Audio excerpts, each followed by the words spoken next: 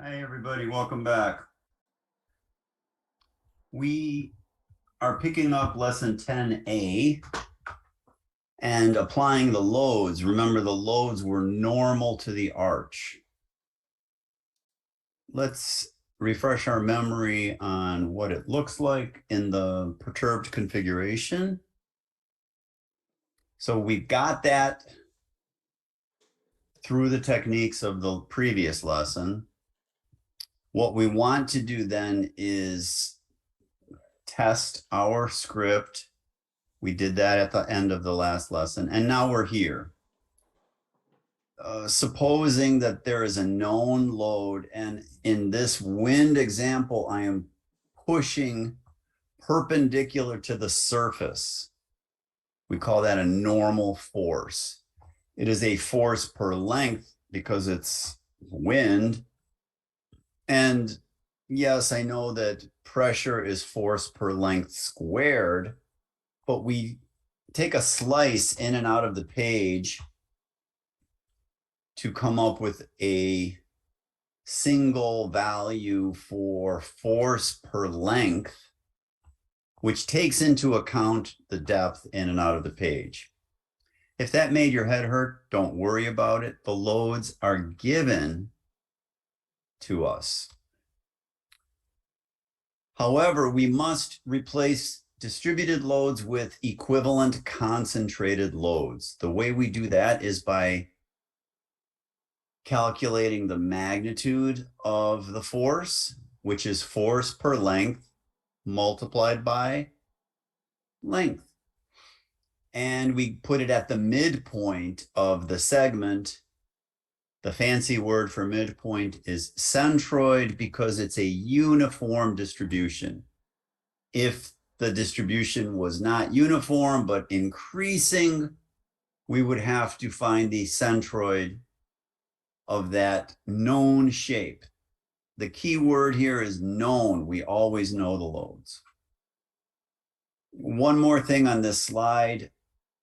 I'm on slide 14 of the PowerPoint, that the loads do not change orientation during the perturbation. That is something that we experienced with gravity loads very clearly because the loads never felt like they could be anything except vertical. But here I am not doing gravity. I am pushing perpendicular to the surface.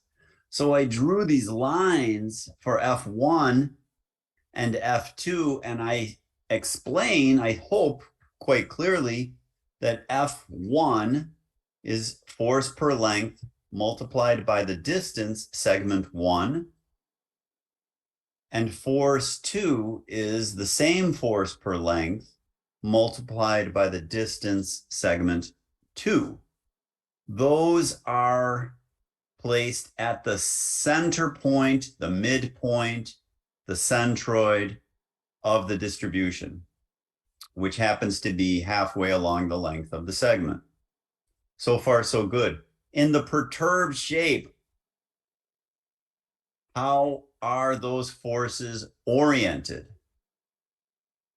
That's why I drew those long lines. And the answer is that those forces are not to be imagined as being perpendicular to the perturbed shape.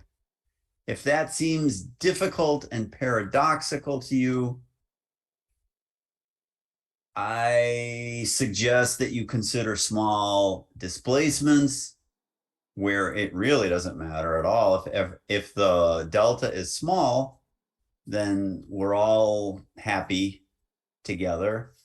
But if delta is large, I want you to see the correct way of doing it, which is that the loads are defined by their orientation on the unperturbed shape.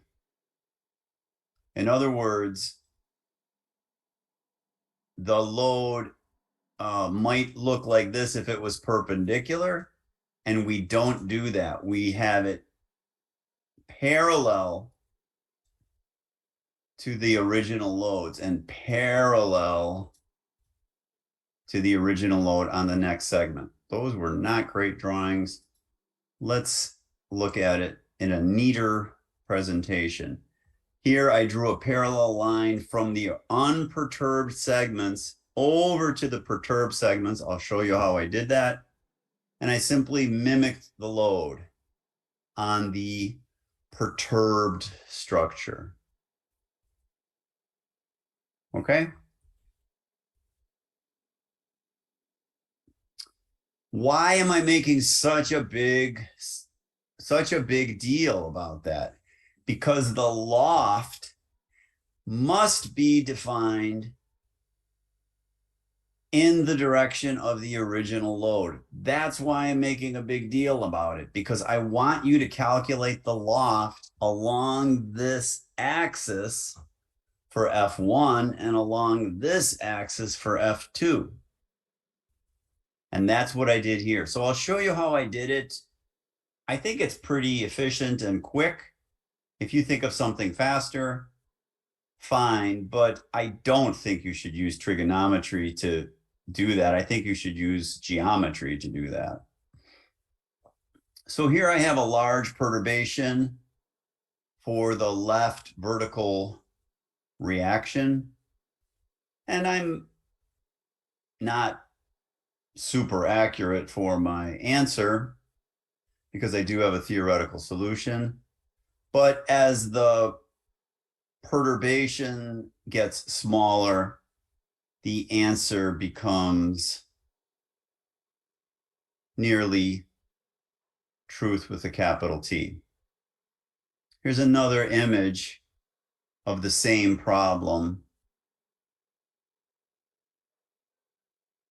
And hopefully you'll see, oh, here, this is a little better.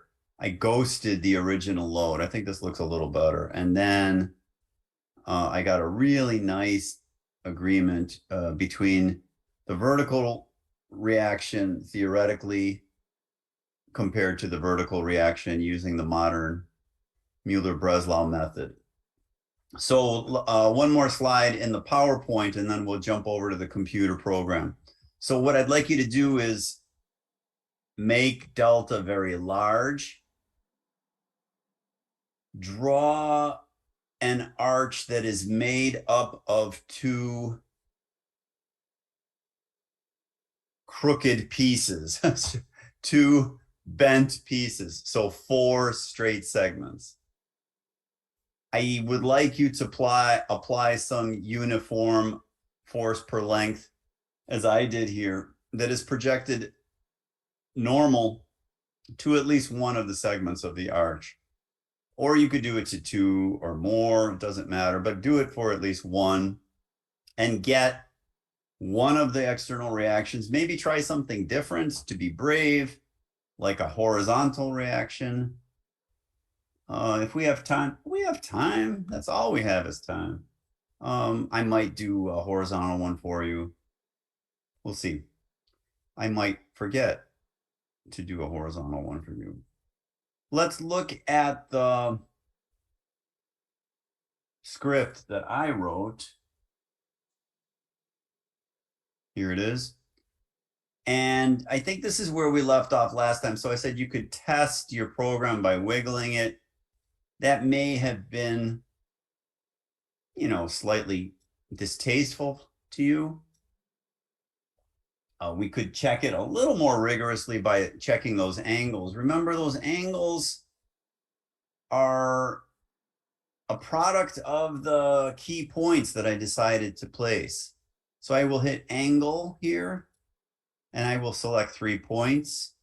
If you go in the wrong direction, you'll get the exterior angle, but engineers always use the interior angle of the arch. I never, ever want the angle at the crown. Don't ever calculate that for me or for yourself. Let's see if that unusual angle, 142.7 degrees, is replicated in the perturbed configuration. And lo and behold, it is replicated perfectly. Now, I never used that angle, never. But I ensured that my script is exactly replicating the original shape. Let's try it on the right side just for fun. 138.37. What a funny number. Imagine telling your fabricator, I want 138.37 degrees. I demand that. Else I will smite you. Yeah, you know, we don't talk like that to our fabricators. They might smite us. Okay, so everything is perfect. Let's look at the loads. I think I said they were something like 200, right? Something like 200. So let's say force per length is 200. There's nothing magic about 200. I just thought if you want to debug your programs, you could check my number. So there's force per length at 200. Let's get the midpoint of segment 1. There it is. We could call that load point 1. There's no problem with that at all. And then you could see it, but we're not going to do the algebraic trick of y of load point 1 prime minus y of load point 1. Can you see why we won't do that? Yes, you're absolutely correct, because the load is not vertical. We need the loft in the direction of the force. So what I'm suggesting is this. Draw a segment that is in the direction of the original force.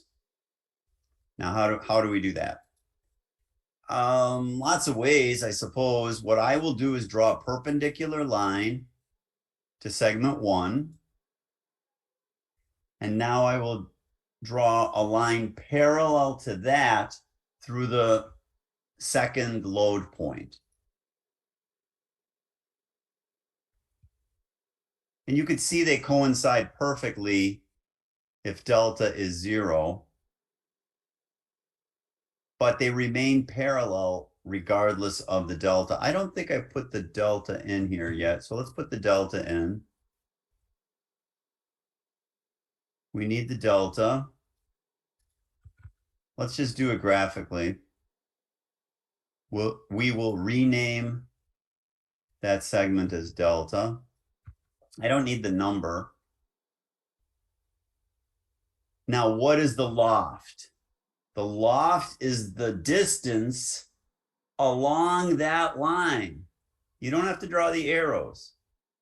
You don't have to draw the arrows. You can, just by making a circle, the radius will be F1 divided by the force scale, whatever scale you need. But I think the lines are almost better because you really see that it's parallel. Now, how do I get that distance? Well, I think the best way to do it, and maybe you have a better way, is to draw a line parallel to segment 1. You don't have to do that part, but you have to do the next part.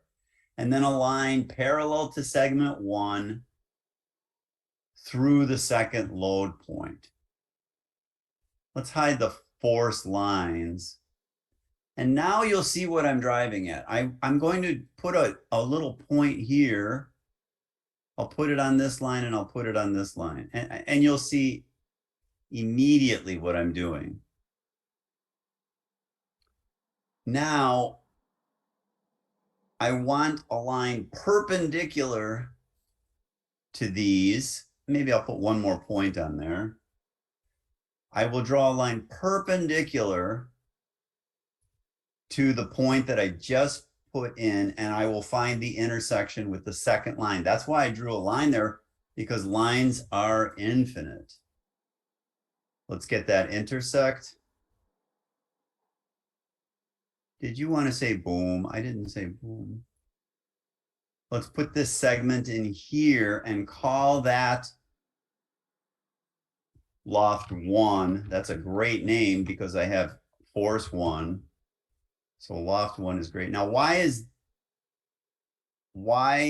did I put a couple more dots there. You'll see why right now. I did that for looks. Look how nice that is. Maybe like this. What do you think? You know, that's pretty convincing graphically. I am so fussy. It's got to be 4 point. Okay, that's pretty convincing graphically, right? I think you could come back to your script 6 months from now, 6 years from now, maybe, and say, oh, the loft is perpendicular to the first segment. Or it's normal to the first segment. Maybe that's a great way of saying it, a little more mathematical. Here's the delta, right? No, sorry, that's delta. You could pull this around. If you don't like the lines that I just drew and you say, oh my gosh, there's so many points, how can I adjust the length of the line? Fear not. Fear not. Hold your mouse here and it's saying, well, it's defined by 2 points. Let's go find those 2 points. There's one and there's the other. Don't delete them. Hide them. And that's what I mean a little bit by your personal style, right? That you start to develop your own personal style of programming geometric, parametric, algorithmic scripts. Ooh, my dairy science students are swooning at this point. My ag business students are swooning. My engineering students say, we do that for breakfast. Okay, I think it's super visual, super cool. Let me add one more thing that I don't know if you need it or not, but you get your money's worth with me. So let's hide this here. Let's put a segment in here. Let's call that segment radius centroid 1. Why did I do that? I want to draw a circle with center and radius centered on left prime, and the radius will be radius centroid 1. And look at that. It became exactly passing through what I rapidly put down as the midpoint of the load. This radius technique is what we did before, remember? Yes, you remember. Thank you for remembering. You don't have to do this when it's uniformly distributed over the entire length, but you do have to do this if you have a concentrated load placed somewhere randomly along the structure. All right, we're a little bit away from the end of the study. I almost said problem. We don't have problems. We have solutions. Let's just get the midpoints here really quick. Let's change the color. Change the style, make it a little more visible. I don't need to rename them. If I was using numbers to calculate lofts, then I could take the X values and the Y values and all that, but who wants to do all that? That's a lot of work. Can you walk through how to get the loft for the second load? Can you do that in your head right now, really fast? I won't even ask you to pause. I'm just going to keep talking while you're thinking. Is that bothering you while I'm talking while you're thinking? Go, go, go, go, go. What am I doing? Yes, I heard you think. Parallel line to the second segment. Take that, pass it through that next point. Drop a point on one of those lines. Doesn't matter where. Get a perpendicular. Find the other point on the other line. draw a segment. Make it 4 point. Call that loft 2. And you could put the little dashed lines in there if you want.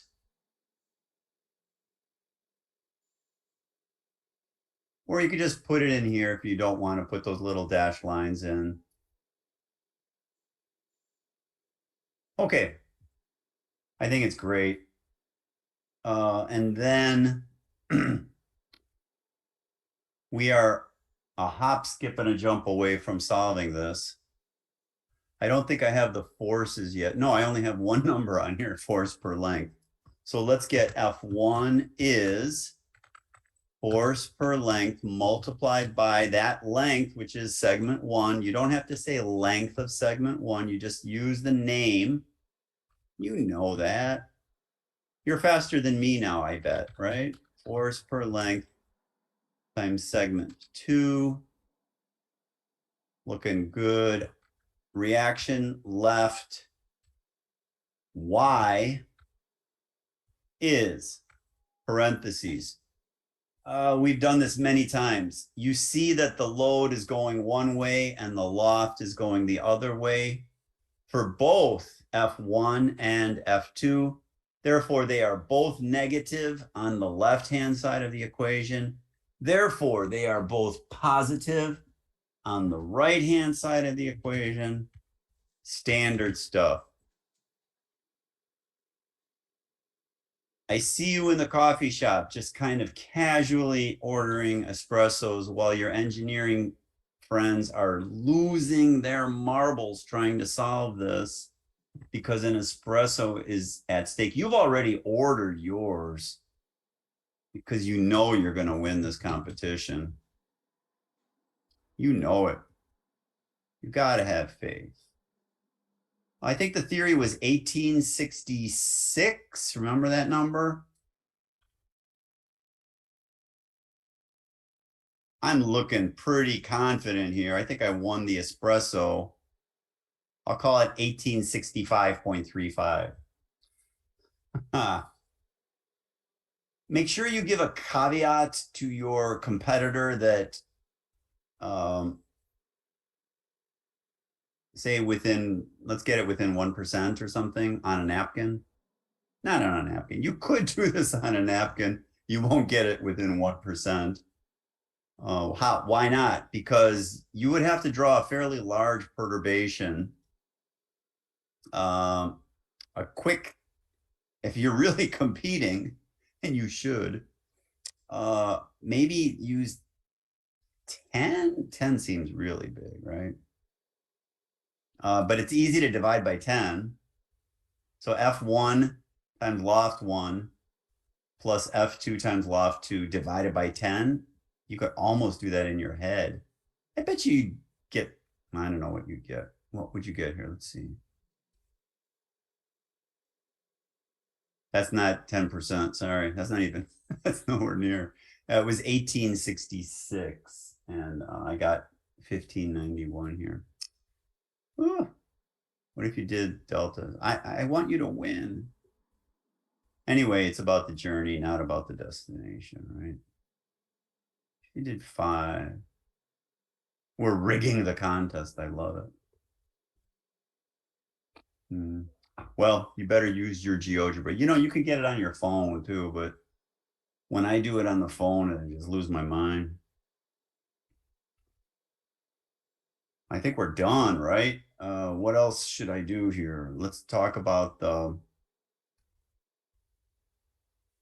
deliverables that you must deliver to me.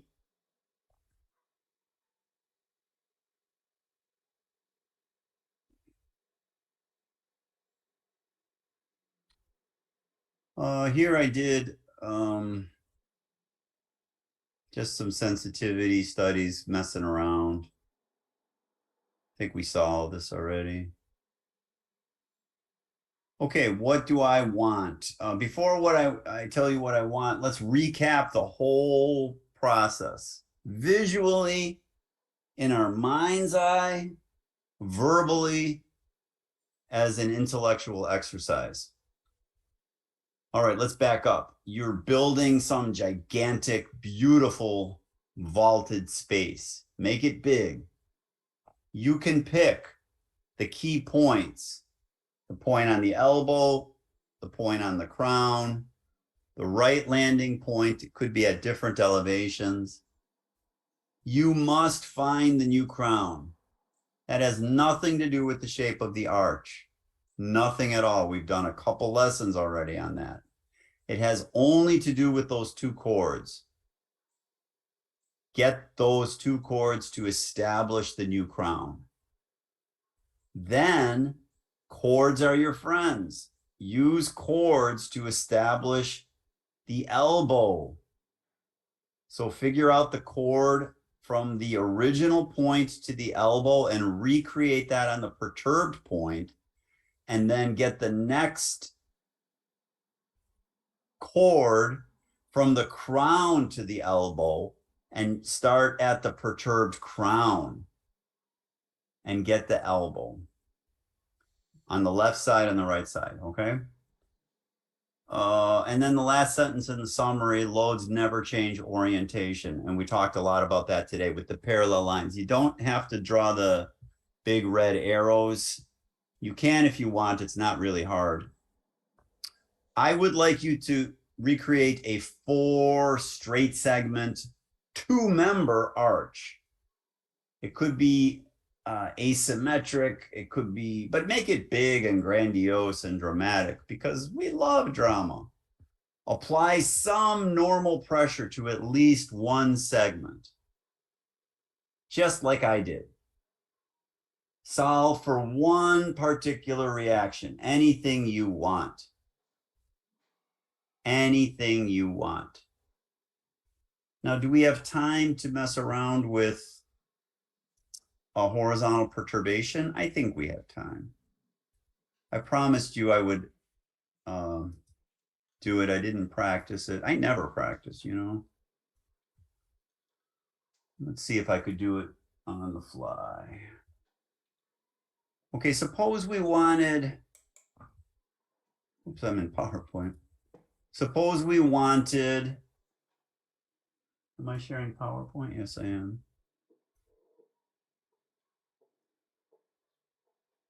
Here we go. Suppose we wanted,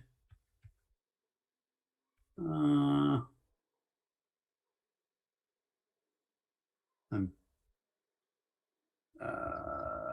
demoing. Suppose we wanted,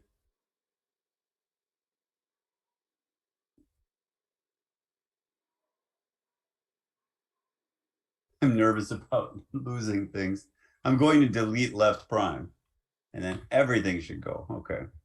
So I saved everything. I think we're good. And this was a demo anyway. Let's move left prime inwards. Ho, ho. Ho, ho. I'll put a point on the axis since everything's on the horizontal axis anyway. I won't do the whole problem. I don't want to get you tired or anything. But it's really pretty quick since I have chord to the crown from the left support and chord to the crown from the right support. So if I call this left prime, I am really close to getting the new crown. Really close. Who can get it faster, me or you? Oh, I think you're going to win. I think you're going to win. There's one circle, radius, chord to the crown on the left side. Here's another circle, chord to the crown on the right side where they intersect. Boom. That's the new crown. You beat me. But you could see that it's really not hard. I mean, a lot of what we do is hard, but this part is just gorgeous, right? It's just, I don't know. I think it's beautiful. Okay, that's that. I think you know what to do next. How do I get the knuckle or the elbow? You need that segment 1, which is the cord from left to the elbow. Segment 1, that's centered on left prime. And then another one centered on crown prime. Now I didn't rename that, but because I think I have a crown prime. Center and radius here, and that is segment 2 because it's the second segment. And you see where the knuckle is or the elbow. And you could check those angles. You could check those angles, but that's a lot of clicking. I love just wiggling it until I see it exactly coincides with the unperturbed situation. And then I feel like I've tested my algorithm. Okay. So that looks good, but you don't know for sure until you do the wiggling along the horizontal. You're only perturbing one motion at a time. Okay. So that really is enough, I think, to get you going on the whole lesson. It was a little shorter video for this one, but lots of content, lots of excitement. Looking forward to your magnificent vaulted structures. Good luck.